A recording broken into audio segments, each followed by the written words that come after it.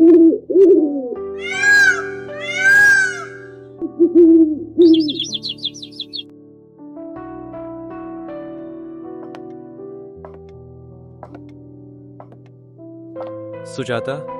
क्या आज भी आग नहीं जलेगी? खेतों की मिट्टी इतनी सख्त हो गई है जैसे पत्थर। हल का फाल तक मुड़ गया, पर जमीन ने एक दाना उगलने की हिम्मत नहीं दिखाई। आप जलाकर क्या करूंगी माधव? घर में मुट्ठी भर अनाज भी नहीं बचा। पड़ोसियों से कब तक मांगेंगे? कल रात तुमने भी खाली पेट सोकर बिता दी। मेरा कलेजा फटता है तुम्हें इस हाल में देखकर। मेहनत में कोई कमी नहीं छोड़ी मैंने। दिन रात पसीना बहाया, पर किस्मत ही रूठी हुई है। क्या ईमानदारी की सजा यही होती है कि मेरा परिवार भूखा मरे?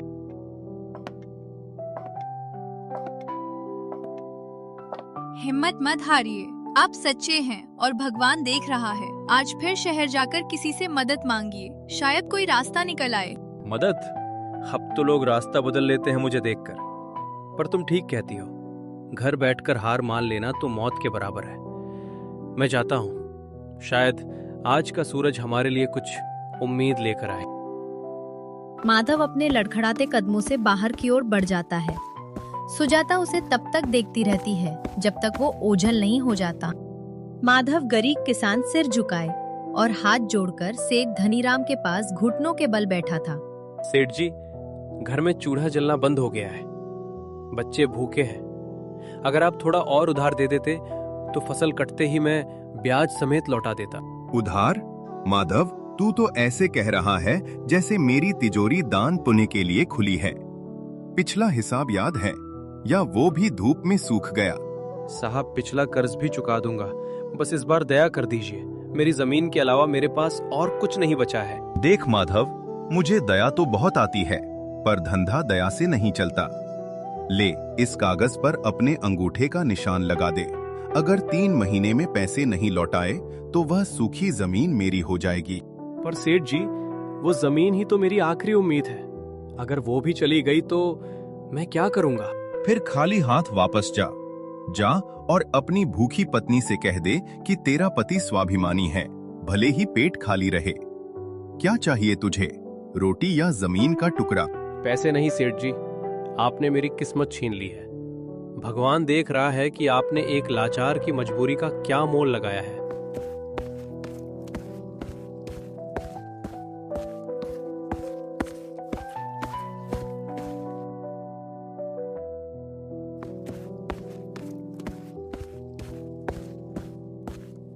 प्रणाम महाराज। क्या इस संसार में ईमानदारी का कोई फल नहीं है? एक तरफ वो लालची सेठ है जो गरीबों का खून चूसता है, और एक तरफ मैं हूं जो दिन रात मेहनत करके भी अपने परिवार को 2 वक्त की रोटी नहीं दे पा रहा। पुत्र माधव, धीरज रख। अंधेरा जब सबसे घना होता है, उजाला तभी करीब आता है। तेरी परीक्षा कठिन थी, पर तेरी ईमानदारी अडिग रही। अब और हिम्मत नहीं बची महाराज। सेठ मेरी जमीन हड़पने को तैयार बैठा है। मेरी पत्नी भूखी है। मुझे कोई ऐसा रास्ता दिखाइए जिससे मैं अपना सम्मान और अपनी रोटी बचा सकूं। माधव, आज की रात तू उस सूखी नदी के किनारे जाना जहां पुरानी बरगद की जड़ें पानी को छूती हैं। वहां तुझे एक प्राचीन रहस्य मिलेगा। याद रखना, वो वस्तु केवल एक सच्चे और परोपकारी व्यक्ति के हाथ में ही अपनी शक्ति दिखाएगी। रहस्य? कैसा रहस्य महाराज? क्या मेरी गरीबी दूर हो जाएगी? वो जादुई मटका है माधव। वो मटका नहीं, तेरी तकदीर है। पर याद रहे, लालच इंसान को अंधा कर देता है। जिस दिन तेरे मन में पाप आया, वो जादू लुप्त हो जाएगा। जा, अपनी किस्मत को खोज। साधु महाराज जंगल की ओर बढ़ जाते हैं और धुंध में ओझल हो जाते हैं। माधव अकेला खड़ा है। उसके चेहरे पर अब डर और उम्मीद का मिश्रण है। वो आकाश की ओर देखता है।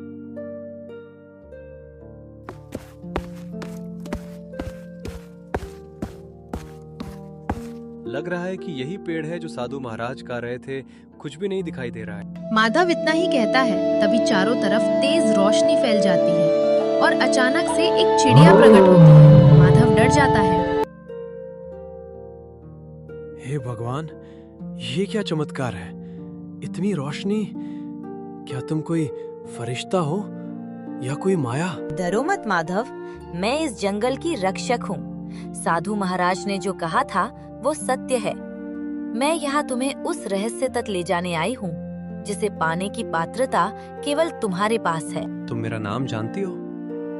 छोटी चिड़िया, मैं बहुत संकट में हूँ। सेठ ने मेरी जमीन हड़पने का जाल बुना है। क्या तुम सच में मेरी मदद कर सकती हो?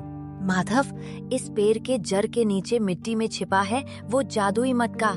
वो तुम्हारी हर जरूरत पूरी करेगा। लेकिन याद रहे, ये केवल तुम्हारी भूख मिटाने के लिए है, किसी और का बुरा करने के लिए नहीं। मैं वादा करता हूँ, मैंने कभी किसी का बुरा नहीं चाहा। मैं बस अपनी पत्नी और घर को तंगहाली से बाहर निकालना चाहता हूँ। जाओ माधव, अपनी किस्मत बदलो, पर सावधान रहना, लालच की नजर बहुत बुरी होती है।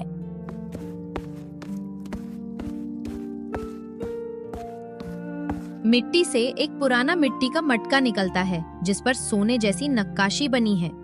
जैसे ही माधव मटका को हाथ में लेता है, मटका चमकने लगता है।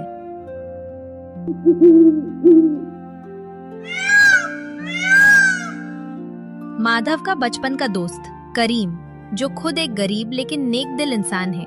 माधव, ओ माधव, देख भाई, कल शहर में मजदूरी मिली थी तो सोचा तेरे और भाभी के लिए थोड़ी सूखी रोटियां और गुड़ ले लूं। मुझे पता है सेठ ने तुझे बहुत तंग कर रखा है। करीम, तू सच में फरिश्ता है। पर आज देख, ऊपर वाले ने हमारी सुन ली। इस मटके को देख करीम, ये कोई मामूली मटका नहीं है। ये क्या कह रहा है माधव? मिट्टी का मटका ही तो है। कहीं भूख और चिंता ने तेरा दिमाग तो नहीं बदल दिया? हे मटके देवता, मेरे भूखे दोस्त के लिए पकवान प्रकट करो। अचानक मटके के अंदर से धुआं निकलता है और गर्मा गर्म पूड़ियाँ और सब्जी बाहर आने लगता है। करीम की आंखें फटी की पटी रह जाती हैं। या खुदा, ये क्या जादू है? माधव, क्या मैं सपना देख रहा? नहीं मेरे दोस्त, ये सच है। एक साधु और जादुई चिड़िया की कृपा से मिला है ये। तूने हमेशा अपनी आधी रोटी मुझे दी है, अब इस पर पहला हक तेरा है। खा करीम, पेट भर कर खा। माधव, तू बहुत नेक है, पर भाई एक बात याद रखना, गांव के लोगों और उस लालची सेठ की नजर इस पर न पड़े। दुनिया बहुत जालिम है, वो इसे छीनने की कोशिश करेंगे। तू फिक्र मत कर दोस्त, ये मटका केवल गरीबों की सेवा के लिए है। आज से न तू भूखा सोएगा और न कोई और लाचार। हम मिलकर सबकी मदद करेंगे। माधव, क्या ये सच में वही मिट्टी है जिससे हम घरे बनाते हैं? इसमें से निकलने वाली रोशनी तो किसी मंदिर के दिए जैसी पवित्र लग रही है। हाँ सुजाता, ये हमारी ईमानदारी का फल है। हे मटके देवता, हमारी दरिद्रता दूर करो। हमें इतना सामर्थ्य दो कि हम फिर कभी किसी के आगे हाथ ना फैलाएं।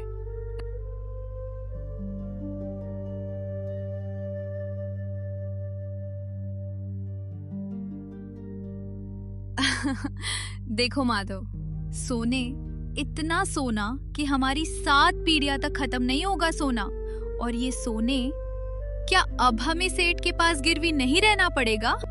नहीं सुजाता, अब सेठ का वो काला कागज फाड़ने का वक्त आ गया है। इस मटके ने हमें सिर्फ धन नहीं दिया, इसने हमें हमारा खोया हुआ सम्मान वापस दिया है। पर माधव, इतनी धन दौलत देखकर गांव वाले सवाल करेंगे, और वो सेठ, वो तो जहर उगलने लगेगा। क्या हम इस सुख को संभाल पाएंगे? जब तक हमारा मन साफ है, ये मटका हमारा साथ देगा। कल सुबह मैं सबसे पहले सेठ का सारा कर्ज चुकाऊंगा और फिर इस गांव के हर भूखे पेट की आग बुझाऊंगा। क्यों माधव, आ गया अपनी जमीन की चाबियां देने? वक्त खत्म हो गया है। ला, कागज पर अंगूठा लगा और अपना बोरिया बिस्तर समेट ले। वक्त जरूर खत्म हुआ है सेठ जी, पर मेरी जमीन का नहीं, बल्कि आपके जुर्म का। अपना हिसाब निकालिए, पाई पाई चुकता करने आया हूँ। माधव मटके को जमीन पर रखता है। वह मटके में हाथ डालता है और सोने के सिक्कों की मुट्ठियां भर भर कर सेठ के सामने निकालता है। ये सोना, इतना धन? माधव, तूने डाका डाला है क्या? या कहीं चोरी की है? सिपाही, इसे पकड़ दो।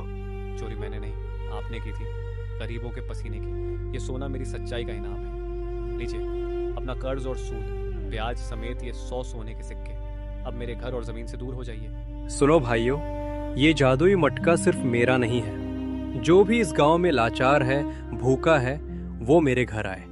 जब तक माधव जिंदा है, इस गांव में अब कोई खाली पेट नहीं सोएगा। शाम का समय।